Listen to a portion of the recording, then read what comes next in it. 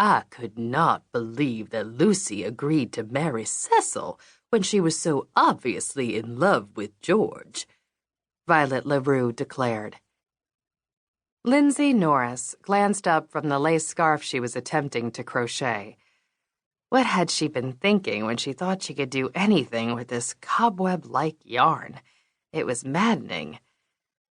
Violet's crochet hook was swooping away, row after row, on a lace pillow cover that she was making for her niece, who was getting married in the spring. Violet was using a pearl cotton thread that gave the star pattern a subtle luster when it caught the light just right. It was to be the ring-bearer's pillow, and it was sure to be lovely. "She was expected to marry within her station," Nancy Peyton said. Nancy was Lindsay's landlord and had been teaching her a variety of needlecrafts for almost 9 months now. Currently, their crafternoon club was working on crochet projects. It wasn't going well for Lindsay. As if sensing her annoyance, Nancy put aside the handbag she was working on and took Lindsay's mangled seafoam green mohair and cotton cashmere skeins out of her hands and began to fix them. For that alone, Lindsay was pretty sure Nancy was setting herself up for sainthood.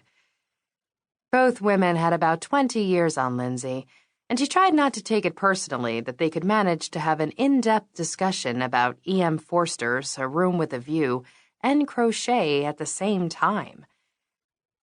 "Don't tell me you've started already," Charlene said as she entered the room. "You always do that." "That's because you're always late," Violet said. "No, I'm not," Charlene argued. She took off her coat and hat and hung them on the rack. She glanced at the 3 women looking at her. "Am I?"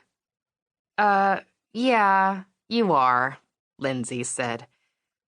Charlene huffed out a breath. She was wearing a stunning red turtleneck sweater, which complemented the rich brown hue of her skin, over tailored black corduroys and black boots. "Well, as Oscar Wilde said, he was always late on principle. His principle being that punctuality is the thief of time," Charlene said, as she took the cushy seat beside Lindsay. "Very clever, but you might want to go for better never than late," Violet said. "George Bernard Shaw." Lindsay and Nancy glanced between the mother and daughter. Charlene was the image of her mother, Violet. In other words, she was gorgeous, but even more than that, she shared her mother's formidable intelligence and love of literature.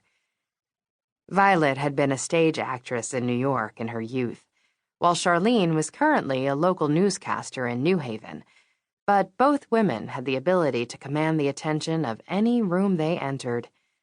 Lindsay figured it must be in their genetic code. "Nicely played, Mom." Charlene laughed and Violet bowed her head in acknowledgement. "But I thought we were discussing E.M. Forster today. What have I missed?" "Not much," Nancy said. Her blue eyes twinkled as she added, "Just Violet being testy because Lucy didn't go off with George right away." "Not much of a book if Lucy picked the right man at the start," Charlene said. She pulled the ripple afghan she was working on out of her project bag. It was the perfect weather to work on a blanket, and hers was coming together nicely in rows of black, gray, and country blue. The small room boasted cushy chairs and a toasty fire in the gas fireplace. Recently, Lindsay had added a couple of short bookshelves where she kept extra copies of crafting books for the club to peruse during meetings. The lone large window in the room looked out over the town park and offered a picturesque view of the bay beyond. Today the sea was a deep gray, reflecting the steely, cold January skies that loomed above.